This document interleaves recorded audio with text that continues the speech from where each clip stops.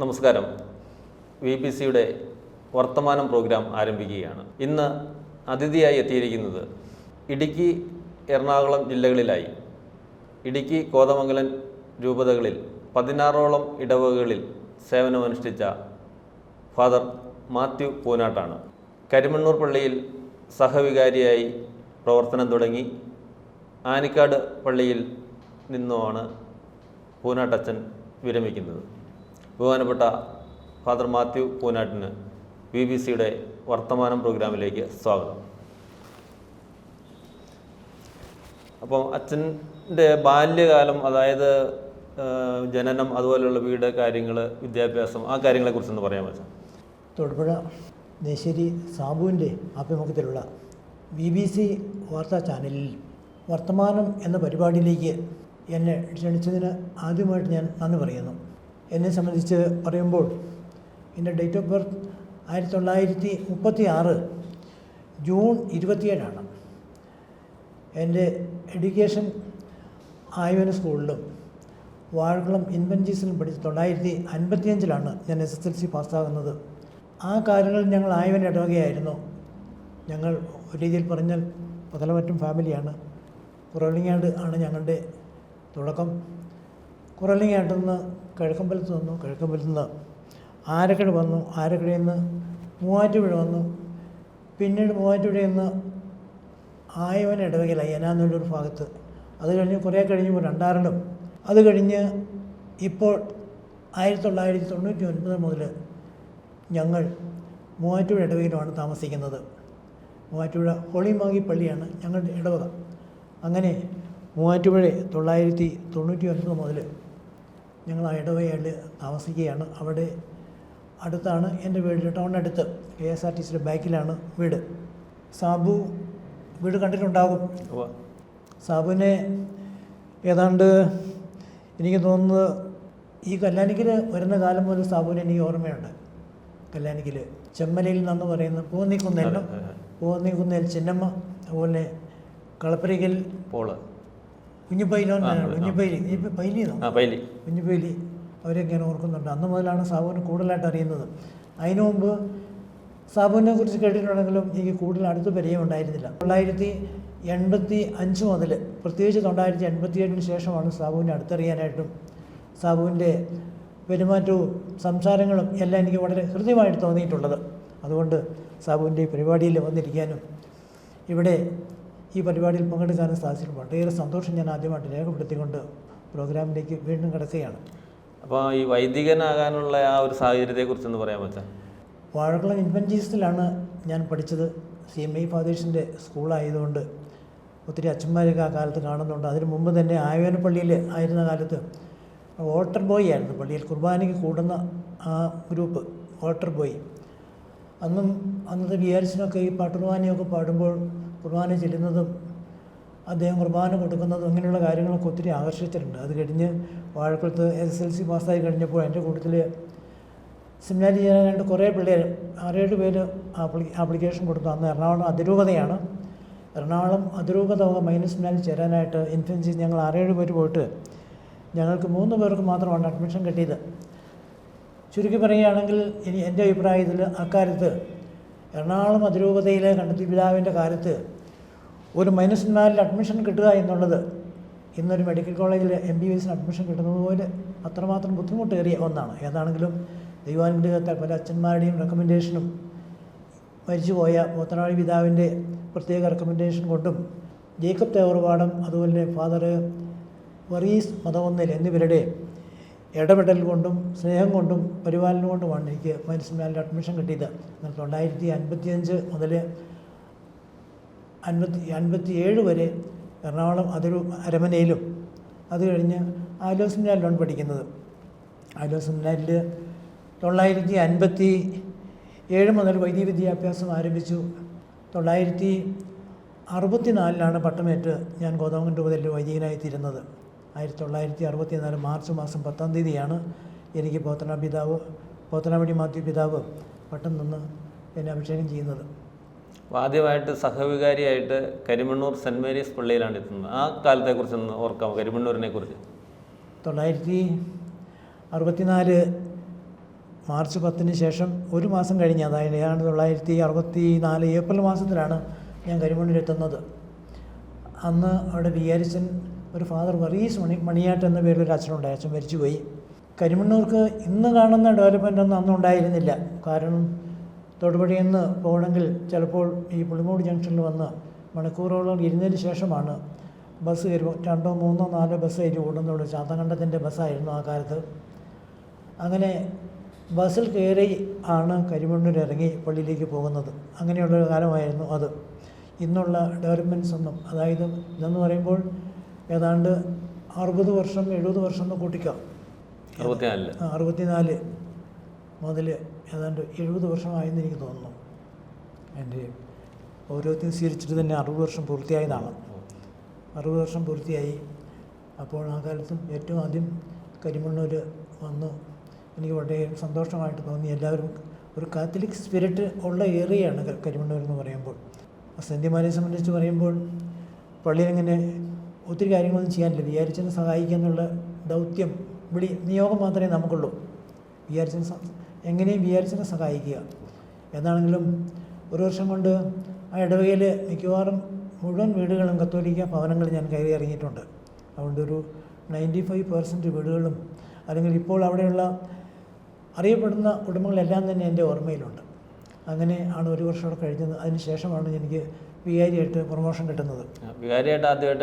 ആദ്യമായിട്ട് വികാരിയായിട്ട് പോകുന്നത് നമ്മുടെ കരിമണ്ണൂർ തന്നെ അടുത്തുള്ള പടിഞ്ഞാറേ കോടിക്കുളം വാഴക്കാല എന്ന പേരിലൊരു പള്ളിയുണ്ട് അവിടെ. Vazhakkala saint Mary's church Vazhakkala. അവിടെയാണ് 3 വർഷം വികാരിയാകുന്നത്. അതും ഒത്തിരിയേറെ അനുഭവങ്ങളുണ്ടായിട്ടുണ്ട്. അവിടെ വാഴക്കാല എന്ന് പറയും. വാഴക്കാല പള്ളിയിൽ 3 വർഷവും അതിനുശേഷം ചെരുവിൽ 4 വർഷം, അങ്ങനെ 7 വർഷം ഞാൻ ചിന്തിക്കുമ്പോൾ ഈ 7 വർഷവും എൻ്റെ ജീവിതം മണ്ണെണ്ണ വിളക്കിൻ്റെ മുമ്പിലായിരുന്നു. അതായത് നൈറ്റ് ടൈം, രാത്രി വായിക്കുന്നതും പഠിക്കുന്നതും ഇടുന്നതും മണ്ണെണ്ണ വിളക്ക് കത്തിച്ച് വെച്ചിട്ടാണ്. കാരണം വൈദ്യുതി അന്ന് ഈ വാഴക്കാലയിലും ചെരുവിലും ഉണ്ടായിരുന്നില്ല. ഏതാണ്ട് 1972 പന്നുമരത്ത് ഞാൻ വരുന്നുണ്ട്. ആ സമയത്താണ് ഞാൻ ഈ ഇലക്ട്രിസിറ്റി അല്ലെങ്കിൽ കറണ്ട് വൈദ്യുതിയുള്ള അതായത് ബൾബ് തെളിഞ്ഞു കിടക്കുന്നിടത്ത് ഇരിക്കുകയും ട്യൂബിൻ്റെ താഴെ ഇരുന്ന് പഠിക്കാനും വായിക്കാനൊക്കെ തുടങ്ങിയത് അന്നാണ്, 72.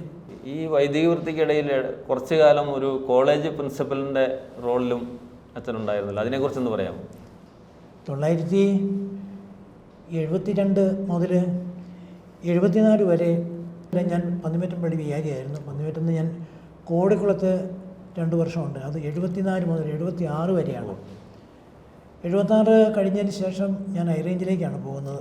നാട്ടിലെ പള്ളിയിൽ നിന്ന് മാറി എന്നെ അഭിമന്യ പിതാവ് ഹൈറേഞ്ചിലേക്ക് പറഞ്ഞു വിടുകയാണ് ചെയ്യുന്നത്.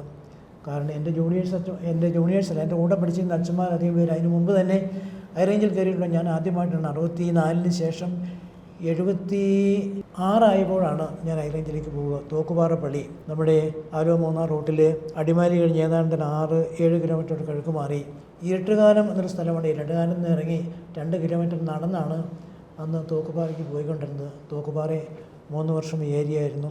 അതിനുശേഷം വീണ്ടും പൊട്ടങ്കാട് ബൈസന്മാരി എന്ന് 2 പള്ളികളുടെ വികാരിയാക്കിയിട്ട് നിയമിച്ചു. ബൈസന്മാരി എന്നൊരു സ്റ്റേഷൻ പള്ളിയായിരുന്നു. പൊട്ടങ്കാട് 1 വർഷം വികാരിയായിട്ടിരുന്നു. പൊട്ടങ്കാടിൻ്റെയും ഈ ബൈസന്മാരുടെയും വികാരിയായിട്ടിരുന്നത് കേവലം 1 വർഷം മാത്രമാണ്. അത് കഴിഞ്ഞ് ഞാൻ ഇവിടുന്ന് മാലിപ്പാറ വന്ന് 1 വർഷം കഴിയുന്നുണ്ട്. മാലിപ്പാറ ഗോതമംഗലടുത്ത് കിരമ്പാറ പഞ്ചായത്തിൽ മാലിപ്പാറ 1 വർഷം കഴിയുന്നുണ്ട്. അന്ന് ഞാനിവിടെ പ്രത്യേകം ഉള്ളത് പറഞ്ഞു കഴിഞ്ഞാൽ 1 വർഷം മാത്രം ഉള്ളതുകൊണ്ട് വലിയ കാര്യങ്ങളൊന്നും ചെയ്തിട്ടില്ല. എങ്കിലും പള്ളിയിലേക്കും കോൺവെൻറ്റിലേക്കുമുള്ള വഴി അല്പമൊക്കെ വിസ്തൃതമാക്കി ടാർ ചെയ്യിച്ചത് എൻ്റെ കാലത്താണ്. അതിനുവേണ്ടി ഞാൻ ഈ എഞ്ചിനീയറിൻ്റെ അടുത്തും അതുപോലെ തന്നെ ഓവർസിയർമാരുടെ അടുത്തൊക്കെ പോയി അവരുടെ സഹായത്തോടു കൂടി അവിടെ കരിങ്കല്ല് ഇറക്കി അത് പൊട്ടിച്ച് സോളിങ്ങും മെറ്റലും ആക്കിയതിന് ശേഷം പിന്നെ ടാറിങ്ങിൻ്റെ ആൾക്കാരെയൊക്കെ കൊണ്ടുവന്ന് അത് ടാർ ചെയ്യിച്ചെടുത്ത് തന്നെ എൻ്റെ ഓർമ്മയിലുണ്ട്. അതുമാത്രം എനിക്ക് മാലിപ്പാറ പ്രത്യേകമായിട്ട് പറയാനുള്ളത്. മാലിപ്പാറ നിന്നാണ് ഞാൻ പാറത്തോട് കംപ്ലീറ്റും പാറത്തോട്. 81 ഞാൻ പാറത്തോട്ട് ചെല്ലുന്നത്. 81 81 മാലിപ്പാറ. 76 79 ഇപ്പം പൊട്ടങ്കാടിലും പൈസ പറ്റുന്നത്. അപ്പോൾ അതുകൊണ്ട് 80 ആയപ്പോഴേക്കും ഞാൻ 81 മലിപ്പാറിയായിരുന്നു. 81 കമ്പിളികണ്ടം പാറത്തോട്ടിൽ അവിടെ ഒരു സെൽഫ് ഫൈനാൻസിങ് കോളേജ്, പഴയ രീതിയിൽ പറഞ്ഞ പാരലൽ കോളേജ്, സെൽഫ് ഫൈനാൻസിങ് കോളേജിൻ്റെ പ്രിൻസിപ്പലായിട്ടാണ് എന്നെ നിയമിച്ചത്. ആ കോളേജിൻ്റെ പേര് സെൻറ്റ് സേവിയേഴ്സ്. അവിടെ 4 വർഷം പ്രിൻസിപ്പലായിരുന്നു. 4 വർഷം.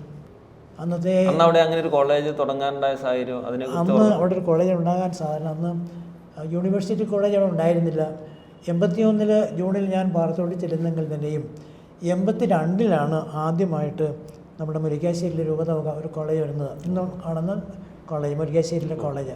അപ്പോൾ 81 പാറത്തോട്ടിൽ ഈ സെൽഫ് ഫൈനാൻസിങ് കോളേജ് തുടങ്ങുമ്പോൾ കുട്ടികളെ കിട്ടാൻ ബുദ്ധിമുട്ടുണ്ട്. ഏതാണ്ട് 400 ചില്ലുവാനും കുട്ടികൾ അന്ന് പാറത്തോട്ടിൽ പാരലൽ കോളേജ് പഠിച്ചിട്ടുണ്ട്. SSLC ഫെയിൽഡ് എന്ന് പറഞ്ഞൊരു ബാച്ച് ഉണ്ടായിരുന്നു. പ്രീ ഡിഗ്രി ഫെയിൽഡ്, അതുകൂടാതെ പ്രീ ഡിഗ്രി 2 വർഷം, അതുപോലെ ഡിഗ്രിയും ക്ലാസ് കൊടുത്തിരുന്നു. അങ്ങനെ 400 ചില്ലുവാനും കുട്ടികളും അതിനുള്ള അധ്യാപകരും. പിന്നെയും അവിടെ ഉണ്ടായിരുന്ന വേറൊരു വൈതരണി ഹൈറേഞ്ച് ആയിരുന്നുകൊണ്ട് സ്റ്റാഫിനെയൊക്കെ കിട്ടാൻ, പ്രത്യേകിച്ച് ഇംഗ്ലീഷിൻ്റെ ക്ലാസ് എടുക്കാനുള്ള MA ലിറ്ററേച്ചർ പാസ്സായ ആൾക്കാരെ കണ്ടുപിടിക്കാൻ വലിയ ബുദ്ധിമുട്ടായതുകൊണ്ട് സ്റ്റാഫിനെ അന്വേഷിച്ച ആ കാലത്ത് ഞാൻ ഒത്തിരി ഈ പാലായിലും ചങ്ങനാശ്ശേരിയിലും ഒക്കെ ഒത്തിരിയായിട്ട് നടന്നിട്ടുണ്ട്. മിക്കവാറും പലപ്പോഴും സ്റ്റാഫ് വരും, ചിലപ്പോൾ പെട്ടെന്ന് പോകും, പിന്നെ ആളെ അന്വേഷിച്ച് നടക്കും. വലിയ ഒരു വളരെ ഒരു ബുദ്ധിമുട്ടുള്ള ഒരു പ്രശ്നമായിരുന്നു. ഏതാണെങ്കിലും അങ്ങനെ 4 വർഷം കമ്പിളികണ്ടം പാറത്തോട്ട്. ഈ 4 വർഷത്തെ പ്രിൻസിപ്പൽ എന്ന രീതിയിലുള്ള പ്രവർത്തന കാലഘട്ടത്തിൽ ഒത്തിരി ശിഷ്യന്മാർ കാണുമല്ലോ. അതാണ് എനിക്ക് പ്രത്യേകം പറയാനുള്ളത്. എനിക്ക് പാറത്തോട്ടിനെ കുറിച്ച് ഞാൻ ചിന്തിക്കുമ്പോൾ പള്ളിയിൽ ഞാൻ അസിസ്റ്റൻ്റായിട്ട് എന്നെ നിയമിച്ചിട്ടുണ്ട്.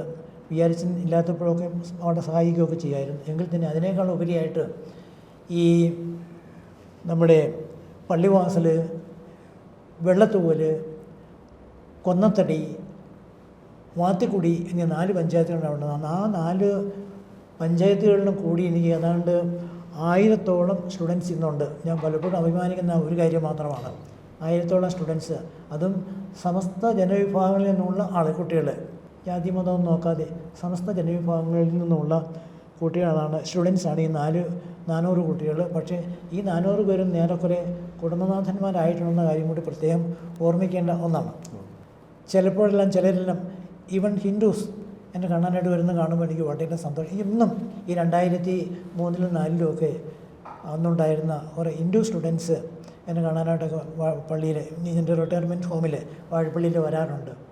അതുപോലെ തന്നെ അവരുടെ ഒരു ഗ്രൂപ്പ് മീറ്റിംഗ് അല്ലെങ്കിൽ ക്ലാസ്മേറ്റ്സ് മീറ്റിംഗ് കൂടുന്ന സമയത്തൊക്കെ അവരെ എന്നെ പ്രത്യേകം വിളിച്ചുകൊണ്ട് പോകാറുണ്ട്. അടിവാലിൽ അങ്ങനെ ഒരെണ്ണം കൂടി, അടിവാലിൽ. അതൊക്കെ എനിക്ക് വളരെയേറെ സന്തോഷമുള്ളതാക്കിയ രംഗങ്ങളായിരുന്നു. ഈ അച്ഛൻ്റെ പ്രവർത്തനങ്ങളിൽ ഒത്തിരി നിർമ്മാണ പ്രവർത്തനങ്ങളും കാര്യങ്ങളൊക്കെ ഉണ്ടല്ലോ. അതിൽ ഏറ്റവും ശ്രദ്ധേയമായത് വെള്ളയാങ്കുടി പള്ളി ആണല്ലോ. ആ വെള്ളയാങ്കുടിയിലെ കാര്യങ്ങളൊന്ന് വിവരിക്കാം.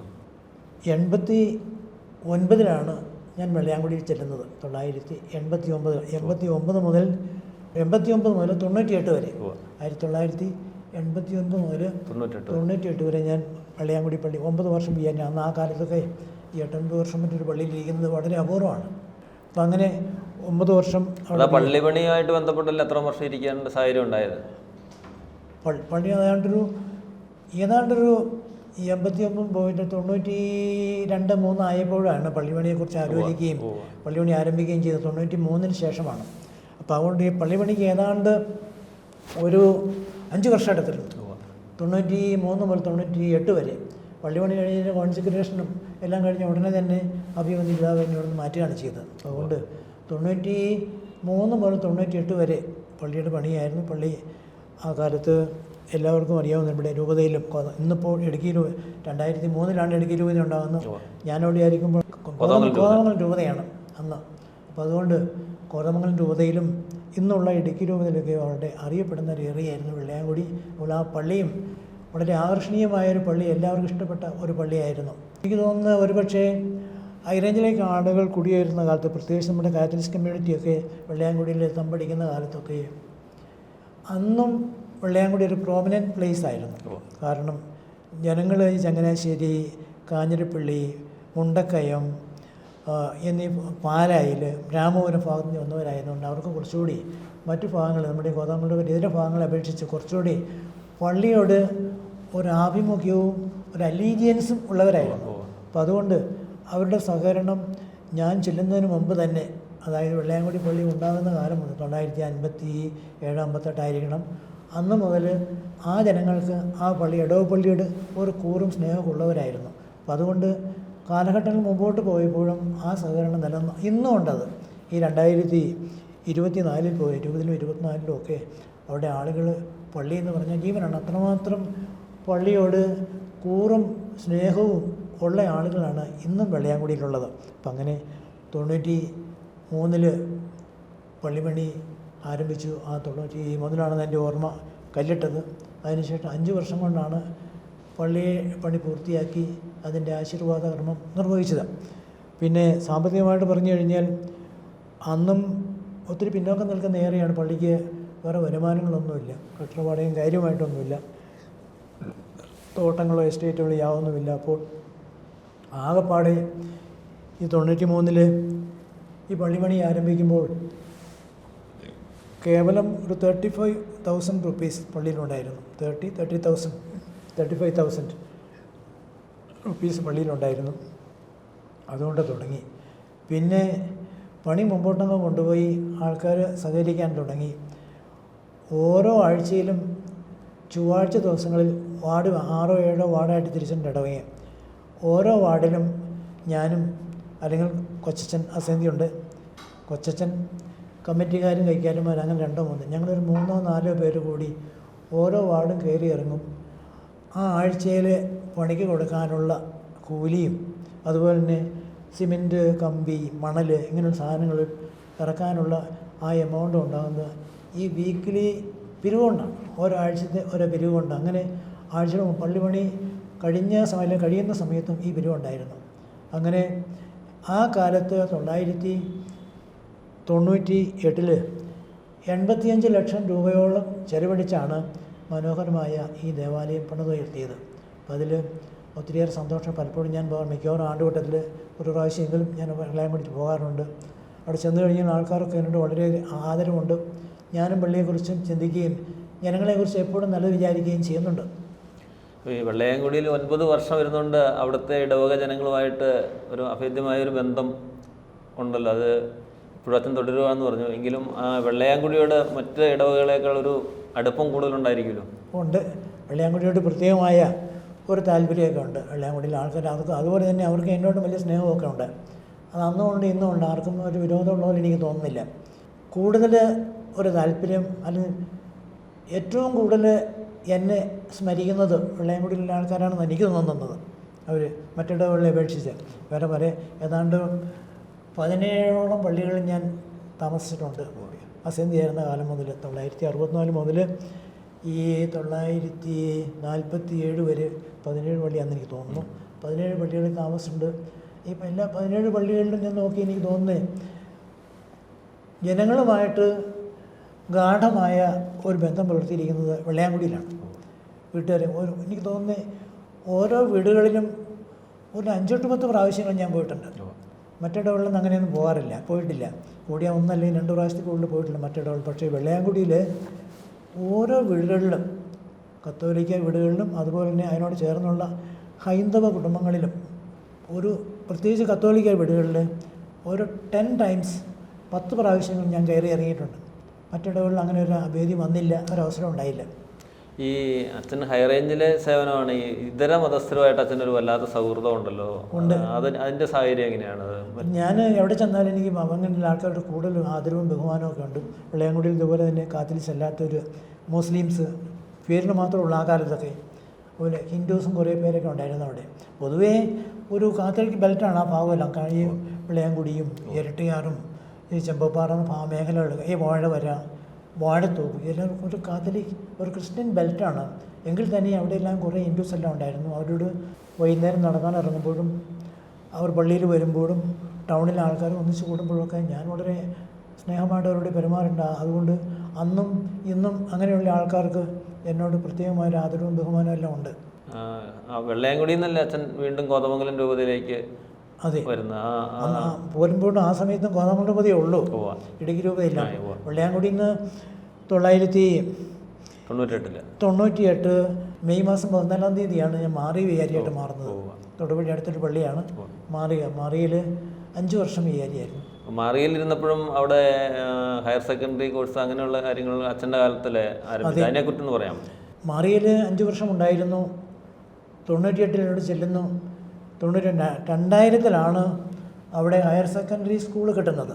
നമ്മുടെ രൂപതയിൽ മറ്റു സ്ഥലങ്ങളുടെ ഹയർ സെക്കൻഡറി സ്കൂൾ കൊടുത്തത് 96 എനിക്ക് തോന്നുന്നത്. കാരണം 1 വർഷം അന്നത്തെ ഗവൺമെൻറ് സ്കൂൾ അനുവദിച്ചില്ല, +2 സ്കൂള്.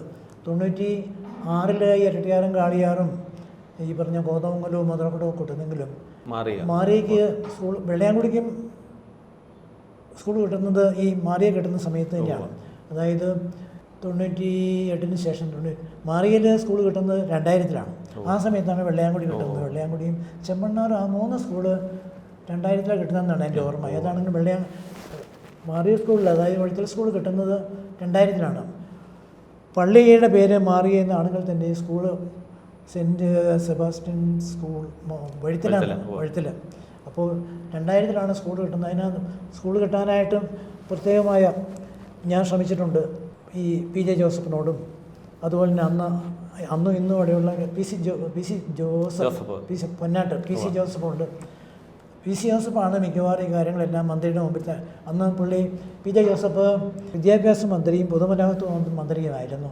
അപ്പോൾ PJ ജോസഫിനോട് ഞങ്ങൾ നിവേദനം കൊടുത്തിരുന്നു. അതുകൂടാതെ തന്നെ PC ജോസഫിൻ്റെ റെക്കമെൻഡേഷനൊക്കെ വഴി, അതുപോലെ കേരള കോൺഗ്രസിൻ്റെ പ്രത്യേകമായ റെക്കമെൻഡേഷൻ വഴി ഈ 2000-ൽ നമുക്ക് അവിടെ ഈ ഹയർ സെക്കൻഡറി സ്കൂൾ കിട്ടുന്നു മാറിയയിൽ. അപ്പോൾ 2002 തന്നെ 2002 ഫെബ്രുവരിയിലാണ് ഓർമ്മ. 2 തന്നെ പുതിയ സ്കൂൾ കെട്ടിടത്തിന് 12 മുറികളും ലാബും സഹിതം ഉള്ള ഏതാണ്ട് 200 അടിയോളം നീളമുള്ള 2 നില കെട്ടിടം, പുതിയ കെട്ടിടം അവിടെ പണിതു. അവിടെ 2002 ഫെബ്രുവരി മാസത്തിലാണ് ആ സ്കൂളിൻ്റെ വഴിത്തല ഹയർ സെക്കൻഡറി സ്കൂളിൻ്റെയും ആ ബിൽഡിങ്ങിൻ്റെ എല്ലാം ഈ ഉദ്ഘാടനവും ആശീർവാദം നടത്തുന്നത്. ആ സമയത്ത് PJ ജോസഫ് തന്നെയാണ്. കല്ലിടുന്ന സമയത്തും അതുപോലെ തന്നെ ഈ ഉദ്ഘാടന സമയത്തും ഈ PJ ജോസഫും അതുപോലെ നമ്മുടെ ബിഷപ്പ് പുന്നക്കോട്ടിലും അന്ന് പ്രസൻ്റ് ആയിരുന്നു. അത് പ്രത്യേകം ഞാൻ ഓർക്കുന്നുണ്ട്. അപ്പം അങ്ങനെ അവിടെ സ്കൂൾ തുടങ്ങി. ഞാൻ പോകുന്നതിന് ശേഷം ആ സ്കൂളിൻ്റെ ഇമേജ് കുറച്ചുകൂടെ വർദ്ധിച്ചിട്ടുള്ളൂ, ഒട്ടും കുറഞ്ഞിട്ടില്ല. കാരണം പിന്നീട് അച്ഛന്മാർ കുറച്ചുകൂടെ ശ്രദ്ധ കരുതി സ്കൂളിൻ്റെ റിസൾട്ടൊക്കെ കുറച്ചുകൂടെ കാര്യമാക്കിയത് പിന്നീടാണ് കാലക്രമത്തിൽ.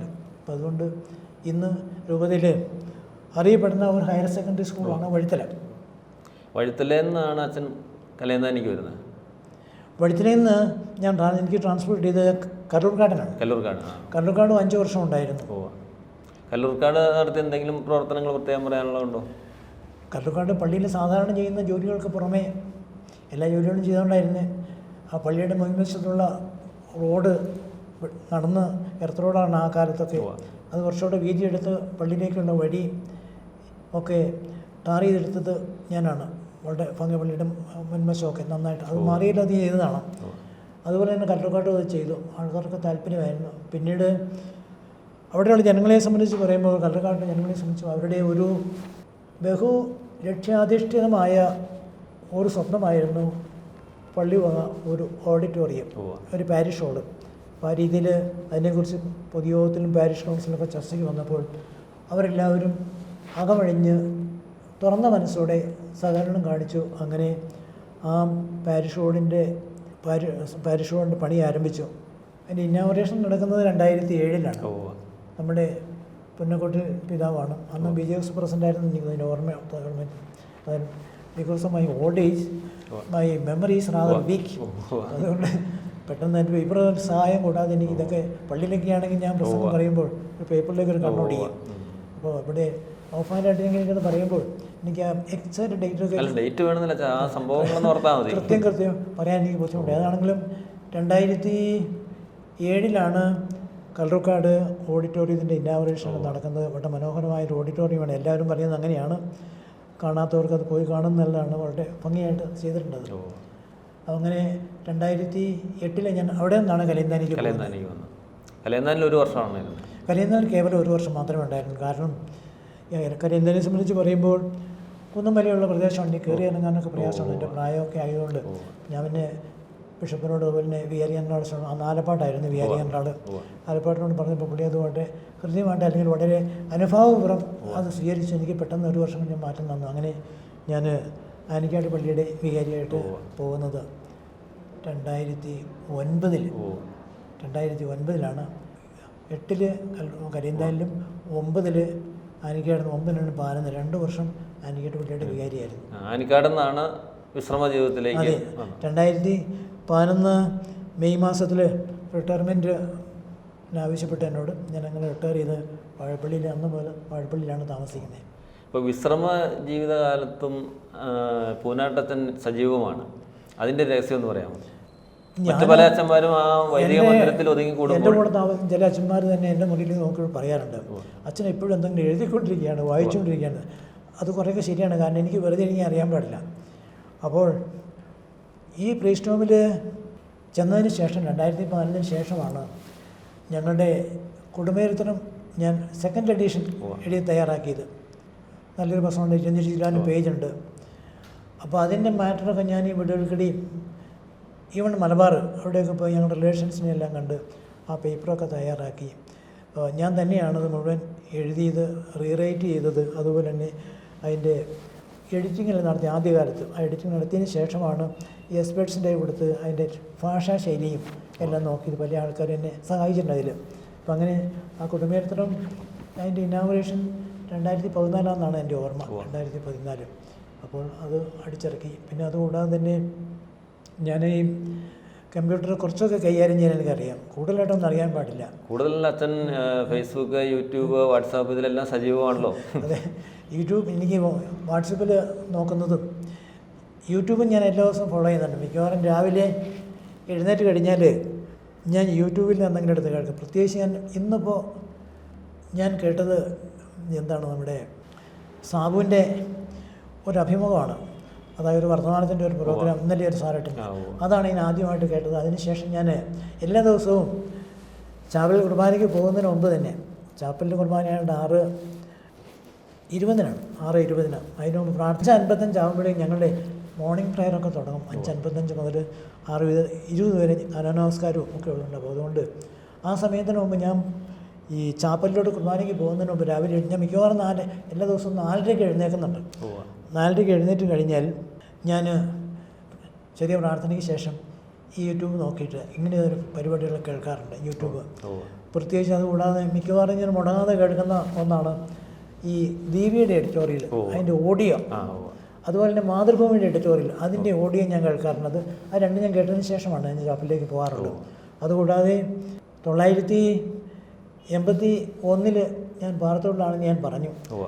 ആ 1980 മുതൽ ഇന്ന് വരെ ഞാൻ മുടങ്ങാതെ വായിക്കുന്ന ഒരു പേപ്പറാണ് ഇംഗ്ലീഷ് പത്രം ഹിന്ദു. ഞാൻ മുടങ്ങാതെ വായിക്കുന്നുണ്ട്. അപ്പോൾ അങ്ങ് വായിക്കുന്നുണ്ട്. അധികം പേരുണ്ടെന്ന് എനിക്ക് തോന്നുന്നില്ല. മിക്കവാറും മലയാളം പത്രത്തിന് ഞാൻ സമയം കൊടുക്കുന്നതിനേക്കാൾ കൂടുതലായിട്ട് ഹിന്ദു പത്രം അതിൻ്റെ ഫ്രണ്ട് പേജ് ഞാൻ മുടക്കാറില്ല ഏറെക്കുറെ. അതുപോലെ തന്നെ എഡിറ്റോറിയൽ ഞാൻ ഒരിക്കലും മിസ്സാകാറില്ല. എഡിറ്റോറിയൽ മുടങ്ങാതെ അന്നും വായിക്കുന്നുണ്ട്. ഞാൻ പ്രത്യേകിച്ച് 4 വർഷം ഈ പാരൽ കോളേജിലായിരുന്നുകൊണ്ട്, സെൽഫ് ഫൈനാൻസിങ് കോളേജിലായിരുന്നുകൊണ്ട് ഈ പിള്ളേരോടൊക്കെ പറയുന്ന കാര്യങ്ങൾ കുറച്ച് പുതുമയുള്ള കാര്യങ്ങൾ പറഞ്ഞില്ലെങ്കിൽ അവർക്ക് ഇഷ്ടപ്പെടും. അതുകൊണ്ട് ഞാൻ അന്ന് മുതൽ ഇങ്ങനെ ഇംഗ്ലീഷ് പത്രം ഹിന്ദു വായിക്കാൻ തുടങ്ങിയതാണ്. ഇപ്പോഴും ഞാൻ മുടക്കിയിട്ടില്ല. ഇന്ന് ഞാൻ വായിക്കുന്നുണ്ട്. ഇന്ന് എൻ്റെ മേശപ്പുറത്ത് ഹിന്ദു പത്രമാണ്. ഇന്നത്തെ പത്രം എൻ്റെ മുറിയിൽ കാണാം. അപ്പം അങ്ങനെയാണ് ഞാൻ എൻ്റെ സമയമെല്ലാം പോകുന്നുണ്ട്. ഹിന്ദു പത്രം, പിന്നെ ഫേസ്ബുക്ക്, വാട്സപ്പ്, യൂട്യൂബ്, ഇൻസ്റ്റാഗ്രാം, ഇങ്ങനെയുള്ള കാര്യങ്ങളൊക്കെ ഞാൻ കുറച്ച് കൂടുതൽ നോക്കുന്നുണ്ട്. അച്ഛൻ ഈ പറഞ്ഞ കാര്യങ്ങൾ ഇപ്പോഴും പഠിച്ചുകൊണ്ടിരിക്കുകയാണ്. ഈ പ്രായത്തിൽ അച്ഛൻ പഠിച്ചുകൊണ്ടിരിക്കുക. അറിവുള്ള ആൾക്കാർ ചോദിക്കും ഇടയ്ക്ക്. അങ്ങനെയാണല്ലോ ഇതിലേക്ക് വരുന്നത്. അപ്പം മറ്റു പലരും പ്രായമായി എന്ന് പറഞ്ഞ് പുറകോട്ട് മാറുമ്പോൾ അച്ഛൻ മുന്നോട്ട് തന്നെ ഞാൻ വീട്ടിൽ ചെല്ലുമ്പോൾ എൻ്റെ അനുജൻ്റെ മകള് അന്നു എന്ന് പറഞ്ഞൊരു കൊച്ചും, അന്നു എന്നാണ് വിളിക്കുന്നത്. അവൾ മിടുക്കത്തിയാണ്. അവൾ വിശ്വജ്യോതി കോളേജിൽ 2nd ഇയർ കമ്പ്യൂട്ടർ സയൻസ്. അപ്പോൾ എന്തെങ്കിലും എനിക്ക് സംശയം തോന്നിക്കഴിഞ്ഞാൽ ഉടനെ അവളോട് ചോദിക്കും ഞാൻ. അതുകൂടാതെ ഞങ്ങളുടെ കൂട്ടത്തിൽ ഒരു വൈദിക വിദ്യാർത്ഥിയുണ്ട് ഞങ്ങളെ ഹെൽപ്പ് ചെയ്യാൻ നിൽക്കുന്നത്. റീജൻ്റ് എന്ന് ഞങ്ങളെന്നേ പറഞ്ഞു. റീജൻറ്റിനോട് ചോദിച്ചു കഴിഞ്ഞാൽ എന്തെങ്കിലും സംശയം ഒന്നും ഉണ്ടെന്ന് ചോദിക്കും. അതുകൊണ്ട് സാധാരണ കമ്പ്യൂട്ടറിനെ സംബന്ധിച്ച് പറയുമ്പോൾ ആരെങ്കിലും എന്തെങ്കിലും എന്നെ കാണിച്ചു തന്നു കഴിഞ്ഞാൽ അത് ഞാൻ വീണ്ടും റിപ്പീറ്റ് ചെയ്ത് അത് ഞാൻ മറക്കാതെ പഠിച്ചിരിക്കും. അതുപോലെ തന്നെ ഈ വാട്സപ്പ്, ഫേസ്ബുക്ക്, അതിനകത്ത് എന്തെങ്കിലും ഒരു റിനോവേഷൻ അല്ലെങ്കിൽ പുതിയൊരു കാര്യം ആരും തന്നെ കാണിച്ചു തന്നാൽ അത് ഞാൻ മറക്കാതെ ഫോളോ ചെയ്യും. അപ്പോൾ അതുകൊണ്ട് ഒത്തിരി സമയം ഈ കമ്പ്യൂട്ടറിൽ ഈ പറഞ്ഞതിനൊക്കെ പണ്ടൊക്കെ ഈ 2 വർഷം മുമ്പ് ഈ വാട്സപ്പ് ഇറങ്ങുന്നതിന് മുമ്പ് തന്നെ ഇമെയിലിന് വേണ്ടിയിട്ട് സമയം കളയായിരുന്നു. ഇപ്പം ഇമെയിൽ ഇങ്ങനെ അയക്കാറില്ല. ഇമെയിലിന് എനിക്കറിയാം, പക്ഷേ ഇമെയിലിന് ഞാൻ അയക്കാറില്ല. ആ എഴുത്തയക്കേണ്ട റിട്ടയർമെൻറ്റിന് ശേഷം ഈ എഴുത്തയക്കേണ്ട ഒരു ശൈലി ഇപ്പം ഇല്ല. അപ്പോൾ അതുകൊണ്ട് മിക്കവാറും എല്ലാവരും ഈ വാട്സപ്പാണ്. അപ്പോൾ വാട്സപ്പ്, യൂട്യൂബ്, ഫേസ്ബുക്ക് തുടങ്ങിയ കാര്യങ്ങളാണ് ഞാൻ കൂടുതലായിട്ട് ചിലവഴിക്കാറുണ്ട്. എല്ലാ ദിവസവും ഞാൻ കൂടുതൽ സമയം ചിലവഴിക്കാറുണ്ട്. രാത്രി ഞാനൊരു മിക്കവാറും 9 മണി കഴിഞ്ഞ് കഴിഞ്ഞാൽ ഉടനെ കമ്പ്യൂട്ടർ ഓൺ ആകാറുണ്ട്. മിക്കവാറും എല്ലാ ദിവസവും ചെയ്യുന്നുണ്ട്. അത് കഴിഞ്ഞ് കഴിഞ്ഞാൽ ഈ വാട്സപ്പും എൻ്റെ മൊബൈലിലെ വാട്സപ്പ് കമ്പ്യൂട്ടറിൽ, അപ്പോൾ കമ്പ്യൂട്ടറിലാകുമ്പോൾ എനിക്ക് ഫിഗറൊക്കെ എനിക്ക് കുറച്ചുകൂടെ വലുപ്പത്തിൽ എനിക്ക് കാണാൻ പറ്റും. അപ്പോൾ അങ്ങനെ കമ്പ്യൂട്ടറിൽ തുറന്ന് പിക്ചേഴ്സ് കുറച്ചുകൂടെ വിപുലമായിട്ട് എനിക്ക് കാണാൻ പറ്റും. അങ്ങനെ പോകുന്നു. ഈ നമ്മൾ 75 വയസ്സ് വരെ ഈ ദൈവജനത്തിനായിട്ട് ഇങ്ങനെ പ്രവർത്തിച്ചിട്ട് 75 കഴിഞ്ഞ് വിശ്രമ കേന്ദ്രത്തിൽ പോകുമ്പോൾ പലപ്പോഴും ഭൂരിഭാഗം ആളുകളും പിന്നെ ഒരു വിസ്മൃതിയിലേക്ക് ആരും അവരെ അധികം ശ്രദ്ധിക്കാറില്ല. അപ്പം അച്ഛൻ ഇങ്ങനെ സജീവമായിട്ട് പോകുന്ന മിക്കവാറും സ്ഥലങ്ങളിലെല്ലാം അച്ഛനെ കാണുകയും ചെയ്യാം, വിവാഹ സ്ഥലവും അതുപോലെയുള്ള സ്ഥലങ്ങളിലെല്ലാം. അപ്പം ഈ മറ്റുള്ളവർ പലരും പുറകോട്ട് പോകുന്ന എന്നാന്ന് അച്ഛൻ അതിനെപ്പറ്റിയും ചിന്തിച്ച് കാണുമല്ലോ. പലപ്പോഴും ഞാൻ എൻ്റെ സുഹൃത്തുക്കളോട് പറയാനുള്ളത്, പ്രത്യേകിച്ച് about these mobile phone, about Facebook, ഇപ്പോൾ ഞാൻ പലരോടും പറയാനുള്ളത് നിങ്ങൾക്ക് താല്പര്യമില്ല എന്നിട്ടാണ്. താല്പര്യമുണ്ടെങ്കിൽ ഇത് വളരെ, അതുപോലെ തന്നെ എൻ്റെ സുഹൃത്തുക്കളൊക്കെ, എൻ്റെ അടുത്തുള്ള അച്ഛന്മാരൊക്കെ വൻകാര്യങ്ങൾ ചെയ്യുന്നവർ, വലിയ കാര്യങ്ങൾ. അപ്പോൾ അതുകൊണ്ട് ഈ ഫേസ്ബുക്ക് എന്ന് പറയുമ്പോഴും അല്ലെങ്കിൽ ഈ വാട്സപ്പ് എന്ന് പറയുമ്പോൾ നിങ്ങൾ ചെയ്യാത്തതിൻ്റെ നിങ്ങൾക്ക് അറിയാൻ താല്പര്യമില്ല എന്നിട്ട്. നമുക്ക് ഏതെങ്കിലും വിഷയം താല്പര്യമുണ്ടെങ്കിൽ നമ്മളെ ചെയ്യുള്ളൂ. അപ്പോൾ അതുകൊണ്ട് നിങ്ങൾക്ക് താല്പര്യമില്ലാത്തതുകൊണ്ട് ഈ ഹൈറേഞ്ചുകളൊക്കെ 30-40 വർഷമൊക്കെ ചുറ്റി കറങ്ങി നടന്നവരും കഷ്ടപ്പെട്ട അച്ഛന്മാരുണ്ട്. അവർക്ക് ഇപ്പോൾ ഈ വാട്സപ്പ് എന്ന് പറഞ്ഞാൽ അവർക്ക് വലിയ താല്പര്യമില്ല. അപ്പോൾ ഞാൻ അവരോടൊക്കെ പറയാറുള്ളത്, നമുക്ക് ഏതെങ്കിലും ഒരു വിഷയം എന്നതാണെങ്കിലും ഒരു താല്പര്യം ഉണ്ടെങ്കിൽ നമ്മളത് പഠിക്കുള്ളൂ. താല്പര്യം പഠിയില്ല, എത്ര പറഞ്ഞു കൊടുത്താലും കാണും പഠിയില്ല. ഇന്നലെ രാത്രി ഒരു അച്ഛനോട് പറഞ്ഞു എനിക്ക് എന്നാ താല്പര്യമില്ലെന്ന് പറഞ്ഞു. അപ്പോൾ അങ്ങനെയുള്ള പ്രശ്നങ്ങളെല്ലാം ഉണ്ട്. ഇനി അച്ഛൻ്റെ സഹോദരങ്ങളെ പറ്റി കൂടെ ഒന്ന് പറയാമോ? എനിക്ക് 3 പ്രദേശത്ത് ചേട്ടന്മാരുണ്ടായിരുന്നു. ഒരു 3 പേരും മരിച്ചു, അവരുടെ ഭാര്യമാരും മരിച്ചുപോയി. അനുജനും കുടുംബവും, അനുജനും അതിൻ്റെ ഭാര്യ ഇപ്പോൾ ഉണ്ട്. ഞാൻ അനുജൻ്റെ സംരക്ഷണയിലാണ് കഴിയുന്നത്.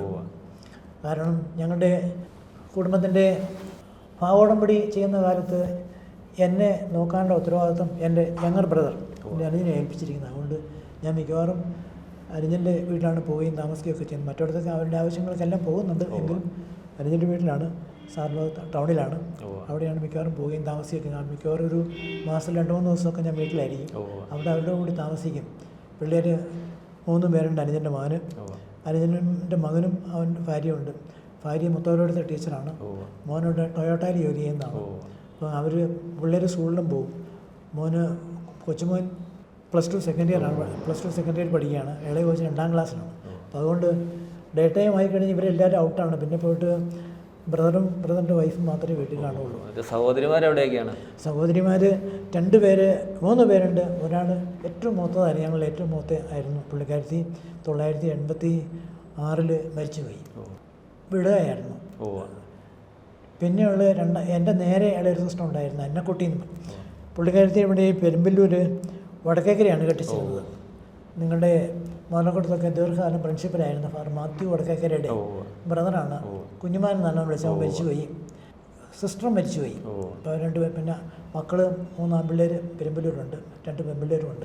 ഏറ്റവും ഇളയ സിസ്റ്ററിനെ കെട്ടിച്ചിരിക്കുന്നത് ഈ കരിമണ്ണൂർ പള്ളിക്കാമുറിയിൽ ശബരിയാമ്മാക്കൽ എന്ന കുടുംബത്തിലാണ്. ശബരിയാമ്മാക്കൽ ഇപ്പോൾ അവർ താമസിക്കുന്ന, ഫാമിലിയായിട്ട് താമസിക്കുന്നത് കൂത്താട്ടുകുളത്താണ്. 2 വർഷം മുമ്പ്, 2 മധ്യസ്ഥൻ മരിച്ചുപോയി. ഇളയ സിസ്റ്ററിൻ്റെ ഹസ്ബൻഡ് ശബരിയാമ്മാക്കൽ മധ്യസ്ഥൻ മരിച്ചുപോയി. ഇപ്പോൾ ഒരു മകനും ഒരു മകളും മാത്രമേ ഉള്ളൂ. മകൾ UK-യിലാണ്, അവൾ നേഴ്സാണ്. അവളുടെ ഹസ്ബൻഡും അവിടെയുണ്ട്. അതുപോലെ തന്നെ മകൻ കൂത്താട്ടുകുളത്തുണ്ട്. അവനൊരു ഡെൻ്റൽ വർക്കിൽ ഏർപ്പെട്ടിരിക്കുകയാണ്. അവന് 2 പിള്ളേരുണ്ട്. അവൻ്റെ ഭാര്യ വീട് ഇവിടെ ഈ വെട്ടിമറ്റത്ത് രാമൂരത്ത് കുട്ടിയച്ഛൻ്റെ മകളാണ്. പേര് മഞ്ജുഷ എന്നാണ് പേരങ്ങ് മറന്നു. ഞാൻ പറയാം, എൻ്റെ മെമ്മറിയൊക്കെ അല്പം മോശമാണ്. വിവിധ ഇടവകകളിൽ സേവനമനുഷ്ഠിച്ചതിൻ്റെ ഒരു സംതൃപ്തിയോടെ ഇപ്പോഴും ഒരു സന്തോഷവാനായിട്ട് ഞാൻ ഹാപ്പിയാണ്. എനിക്ക് I don't find any reason to be unhappy. ഞാൻ പലരോടും പറയാറുള്ളതാണ്, I don't find any reason to be unhappy. I am always happy. കാരണം ഒരു രൂപതലത്തിലാണെങ്കിലും കുടുംബത്തിലാണെങ്കിലും മറ്റ് സ്നേഹിതരുമായിട്ടാണ് ഒരു അൺഹാപ്പി ആയിട്ടുള്ള കാര്യങ്ങളൊന്നും ഞാൻ കാണുന്നില്ല. ഇപ്പോൾ പ്രീസ്റ്റോമിലാണെങ്കിൽ തന്നെയും എല്ലാ കാര്യങ്ങളും സുഭിക്ഷമാണ്, ഒന്നിൻ്റെയും കുറവില്ല. പിതാവാണെങ്കിലും കാര്യമായിട്ട് ഞങ്ങളെയൊക്കെ പരിഗണിക്കുന്നുണ്ട്. ഞങ്ങൾക്ക് ഭക്ഷണവും അപ്പം പുന്നൂക്കോട്ടിൽ പിതാവിൻ്റെ കൂടെയും മടത്തിക്കണ്ടത്തിൽ പിതാവിൻ്റെ കൂടെ ജോലി ചെയ്തിട്ടില്ലേ? ഉണ്ട്. ആ രണ്ട് പിതാക്കന്മാരെ പറ്റിയുള്ള ഒരു സ്മരണ കൂടെ പറയാം. രണ്ട് പിതാവ്, പോത്തനാടി പിതാവാണ് എനിക്ക് പെട്ടെന്ന് തന്നത്. പോത്തനാടി പിതാവിൻ്റെ കാലത്ത് അധികം കാലം ഉണ്ടായിരുന്നില്ല. പിതാവ് 20 വർഷം രൂപ ഭരിച്ചിരുന്നെങ്കിൽ തന്നെയും 57 രൂപ. 57 മുതൽ 77 വരെയായിട്ടാണ് പോത്തനാടി പിതാവിൻ്റെ കാലം. 57 മുതൽ 77 വരെ പോത്തനാടി പിതാവ്. ഈ 77 മുതൽ ഈ 2013 വരെയായിട്ടാണ് പുന്നക്കോട്ടിൽ പിതാവ്. അതിനുശേഷമാണ് ഇപ്പോൾ മടത്തിക്കണ്ടത്തിൽ പിതാവ് 2013. അപ്പോൾ 3 പിതാക്കന്മാർ നല്ലവരാണ്. ആരെക്കുറിച്ച് എനിക്ക് കുറ്റമൊന്നും പറയാനില്ല. പോത്തനാട് പിതാവിനോട് വളരെ സ്നേഹമായിട്ട് പെരുമാറിയിട്ടുള്ളൂ. അതുപോലെ തന്നെ പുന്നക്കോട്ടിൽ പിതാവും ഒരിക്കലും എന്നോട് ഒരു നീരസമായിട്ട് പെരുമാറിയിട്ടില്ല. വളരെ സ്നേഹമായിട്ടും വളരെ പരിഗണനയോട് കൂടിയും ഒക്കെയാണ് എന്നോട് ഇപ്പോഴത്തെ പിതാവും. മടത്തിക്കണ്ടത്തിൽ പിതാവാണെങ്കിലും എവിടെ വെച്ച് കണ്ടാലും സംസാരിക്കും, എവിടെ വെച്ച് കണ്ടാലും ഇങ്ങനെയുള്ള നാട്ടുകാര്യങ്ങളൊക്കെ ചോദിക്കുമ്പോൾ എന്നോട് എപ്പോഴും ഹൃദയമായിട്ട് പെരുമാറുള്ളത്. എനിക്ക് ഒരിക്കലും നോ കംപ്ലയിൻറ്റ്, ഒരു മെത്രാനെക്കുറിച്ചും നോ കംപ്ലയിൻറ്റ്. ഈ ഒരു പരാതി ഇല്ലാത്തതാണ് പൂനാട്ടത്തിൻ്റെ വിജയരഹസ്യം എന്ന് പറയാമോ? പലരും പലപ്പോഴും നമ്മുടെ മനുഷ്യരെല്ലാവരും എന്നും പരാതിക്കാരും സങ്കടവും നിരാശയും ഒക്കെ ഉള്ളപ്പോഴും ഏത് പ്രശ്നം ഉണ്ടായാലും പൂനാട്ടത്തിൻ ബി ഹാപ്പി. പരാതി പറയേണ്ട കാര്യങ്ങളൊന്നും ഞാൻ കണ്ടില്ല. കാരണം ഇപ്പോൾ എല്ലാവർക്കും എല്ലാ കാര്യങ്ങളും നേടിയെടുക്കാൻ സാധിച്ചെന്ന് വരികയില്ല. ദൈവാനുഗ്രഹം കൊണ്ട് പൗലോസിലെ പറയുന്ന പോലെ ഞാൻ എന്തായിരിക്കുന്നു ദൈവ കൃപയിലാണെന്ന് പറഞ്ഞ പോലെ ഇന്നിപ്പോൾ ഈ നിലയിൽ എത്തിയിരിക്കുന്നതെല്ലാം ദൈവത്തിൻ്റെ കൃപയാലാണ്. 96 ഇറങ്ങിയ ഒരു ഫിലിമുണ്ട്. ആ ഫിലിമിൻ്റെ പേര് ദേശാടനം എന്നാണ്. ദേശാടനം ഒരു ഫിലിം. ആ ഫിലിമിൽ ഒരു ഗാനമുണ്ട്.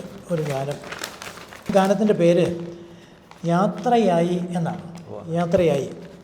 അതിൽ പറയുന്ന ഒരു കാര്യം ഉണ്ട്, എൻ്റെ മനസ്സിൽ പതിഞ്ഞത്. പാദചലനങ്ങൾ പ്രദക്ഷിണമാക്കണമേ, ദേഹം ശ്രീകോവിലാക്കണമേ, ദുഃഖങ്ങൾ പൂജാപുഷ്പങ്ങളാക്കണമേ, നിദ്രകൾ ആത്മധ്യാനങ്ങളാക്കണമെന്നാണ്. ഞാൻ റിപ്പീറ്റ് ചെയ്യാം.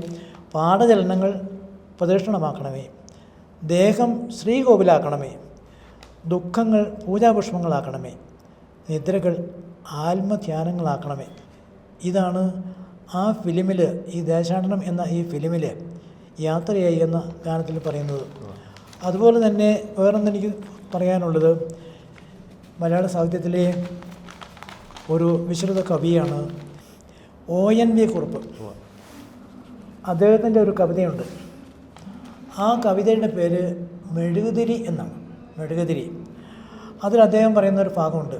കത്തിയെരിയണം കണ്ണടയും വരെ, താപബാഷ്പം തൂകി നിന്ന് ചിരിക്കണം. കത്തിയെരിയണം കണ്ണടയും വരെ, തപ്തബാഷ്പം പൂകി നിന്ന് ചിരിക്കണം. ഇതാണ് ONV കുറിപ്പ് പറയുന്നത്. ഇവരുടെ ഈ വാക്കുകളൊക്കെ വെച്ച് നോക്കുമ്പോൾ ഞാൻ ആദ്യം സൂചിപ്പിച്ച പോലെ തന്നെ there is no reason to be unhappy. We must be always happy. നമ്മുടെ മേലധികാരികളോടും സഹജീവികളോടും സ്നേഹിതരോടും കുടുംബാംഗങ്ങളോടൊക്കെ വളരെ സ്നേഹമായിട്ട് സൗമ്യമായി പെരുമാറണം എന്നുള്ള ആശയമാണ് എനിക്ക് പറയാനുള്ളത്. ഇത്രയും നേരം BBC-യോട് വിശേഷങ്ങൾ പങ്കുവച്ച ഫാദർ മാത്യു പൂനാട്ടിന് നന്ദി.